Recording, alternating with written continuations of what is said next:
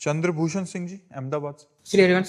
श्री हरिवंश महाराज जी। महाराज जी, जैसे बोला जाता है कि आत्मा ही परमात्मा का स्वरूप है, वो नष्ट नहीं होती, वो बस शरीर बदल लेती है। तो जो पाप कर्म पिछले शरीर से किए गए थे, उसे नया शरीर क्यों भोगता है? उसे वही शरीर क्यों नहीं भोग लेता? इसके अलावा आत्मा परमात्मा का स्वरूप है, तो हमें वो बुरे कर्म करने के लिए क्यों नहीं रोकती?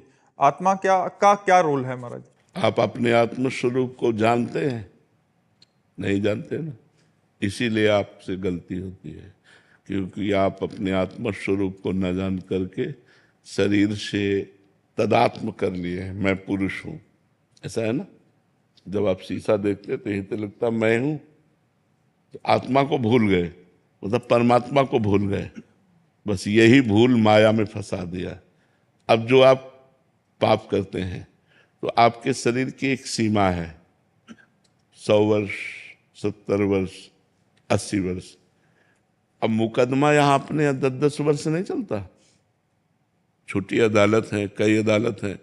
तो आज आपने अपराध किया, हत्या की, तो आज ही फांसी में थोड़ी चढ़ा दिए जाओगे। 10 वर्ष मुकदमा चलेगा, तो 20 वर्ष मुकदमा चले, इसके बाद उसका निर्णय हो।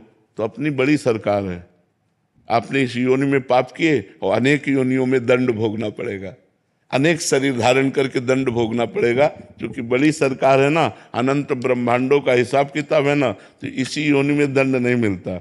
इस योनि में खूब आराम से पाप कर लो, आपको जो दंड मिलेगा वो अन्य योनियों में मिलेगा, अगले जन्मों में मिलेगा। अब इस योनि में आपको पुण्य कर लो, उसका फल अभी नहीं मिलेगा, वो आगे मिलेगा।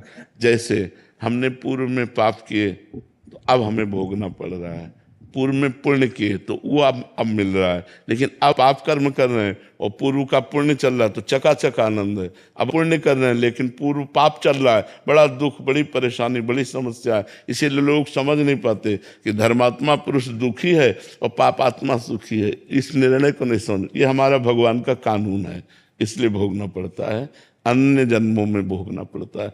यहाँ तक कि भीष्म जी सरसैया पर पड़े हुए हैं तो उन्होंने कहा, प्रभु इस जन्म की बात क्या, मैं 70 जन्मों को देख रहा हूँ, कोई पाप नहीं किया ऐसा जिसके परिणाम से मुझे सरसैया पर 6 महीना लेटना पड़े। तो भगवान ने कहा और आगे बढ़ो, 100 जन्म के बाद आपने पाप किया था। तो इतना हमारे प्रभु की अदालत में थोड़ा रजिस्टर लेट खुलता है, लेकिन जब खुलता है तो राय पाई का हिसाब होता है। वहाँ किसी घूस की या किसी भी तरह की चूक नहीं होती, वो करेक्ट उसको दंड मिलेगा। तो इसीलिए हमको मनुष्य जन्म में किए हुए कर्मों का फल हजारों योनियों में भोगना पड़ेगा। तो हमें मनुष्य जन्म में बहुत सावधान रहना चाहिए। पशु पक्षी की योनियों के किए हुए कर्म केवल भोग होते हैं।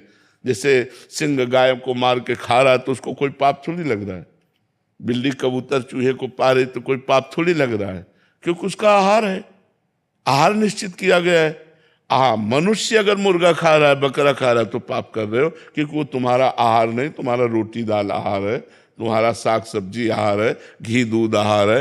ये तुम्हारा मांस बकरा भैंसा मुर्गा जो खा रहे हैं ना, ये दुर्गति को प्राप्त होते हैं। अब इस जन्म में जो हम कर्म करेंगे हमें आगे जन्म मिलेंगे, हिसाब ऐसा है।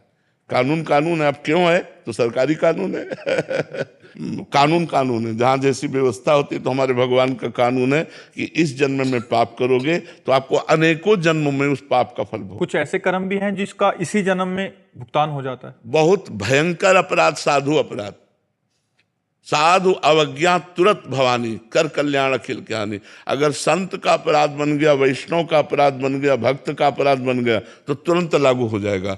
तो साधु अवज्ञा तुरंत भवानी, महापुरुषों का अपराध कर देने पर तुरंत लागू हो जाता है, वो परेशान हो जाएगा। ये हमने देखा है। तो अभी उस दिन बताया था कि जगदीश्वरानंद के अपने गुरु को जहर दे दिया तो पूरे शरीर में मवाद पड़ गया, फूट फूट कर जब निकले तो चिल्ला चिल्ला कर कहते थे कोई बचा लो। तो कोई न औषधि काम करती न कुछ, सड़ रहा था, पूरा शरीर सड़ रहा था। तो साधु अवज्ञा तुरंत भवानी, कर कल्याण अखिल के हानि।